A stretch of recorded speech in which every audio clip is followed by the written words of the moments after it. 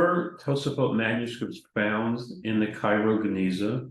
Where are these manuscripts, and what are you looking at when you come after the holidays to the university and sit and look at manuscripts? What are you looking at? Right. So first of all, right. So there are some Tosafot that made it to the Cairo Genizah. There are interesting Perushim on Shas that are Rashi-esque that they didn't have in Ashkenaz. And someone theorized very nicely, Rashi was so great, these are Rashi-like. If you got Rashi, throw the other ones out, send them over to the Genizah. It's not that simple, but it's an interesting idea. Look, there were also Tosafists who made Aliyah and who brought material or who traveled. A colleague and I published a text years ago from Yosef Ish Yerushalayim, as he's called in Tosafot, Yosef of Klison, a young student of REITS, on tefillin, on whether he paskin like Rashi, Rabbeinu Tam, and so on. And it was identified by a paleographer in Israel as Ktav Yad Ashkenazi, might be an autograph. They ended up in the Cairo Genizah because he was in Israel. So these texts can move. That's not surprising. Basically, any library anywhere in the world, I'm talking primarily Europe, we're not really Europe, Russia, there were no Jewish kitvei yad as far as I know in China. I mean, not from the medieval period in China or in even, well, I'm not Australia, but certainly most of them are European in their origin. Any library could have had pieces of Tosafot.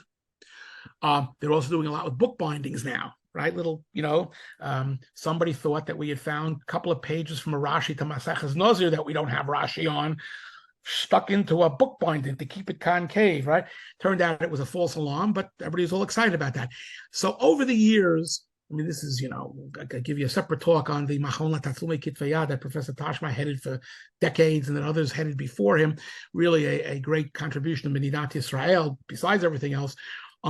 Where they went and they microfilmed anything that they could get their hands on. And then it took people a number of years to go through all the stuff and find out.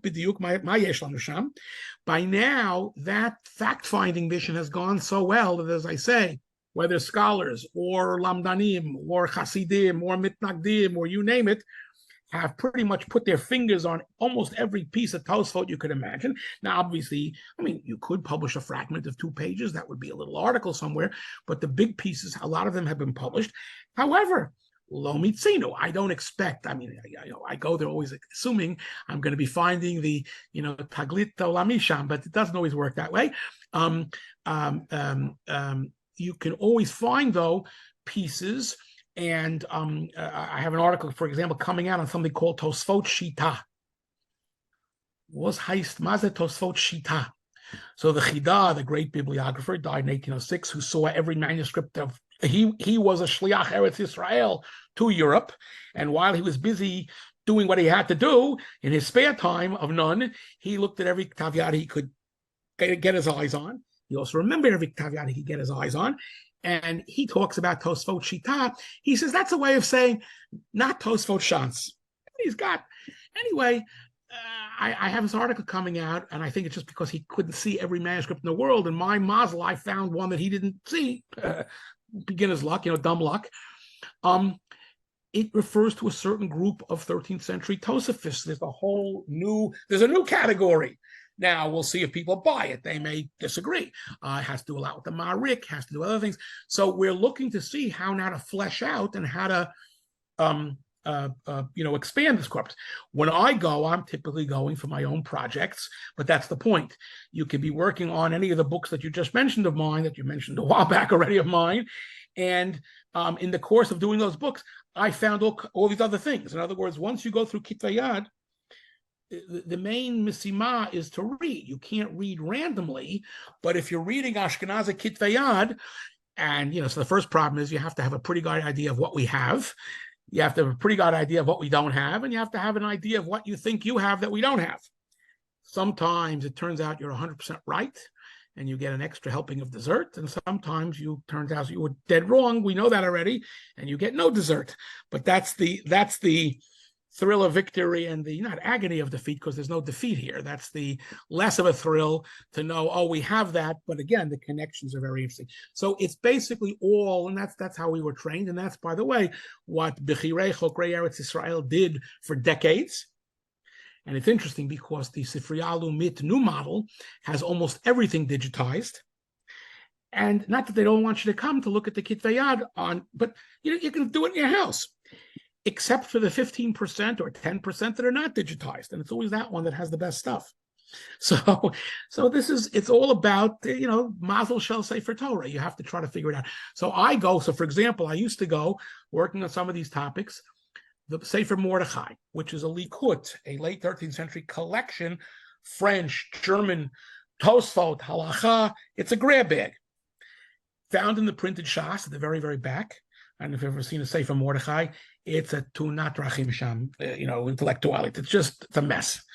They've got parentheses, brackets, things you can't read. You go to the Kitvei Yad, get some good ones, get the 10 best Kitvei Yad. You're a smart person, you know a lot more. So I used to have to go. If I was working on something that I wanted to look at a Mordechai, I would bring my list of 10 Kitvei Yad. I'd say, okay, let's check. 1, 2, 3. Now, Machon Yerushalayim has put out an edition of Sefer Mordechai on everything. Now, the problem is they don't go through all 10. They go through about 6. Not bad. So again, but that's the kind of intensive labor that people say to me all the time.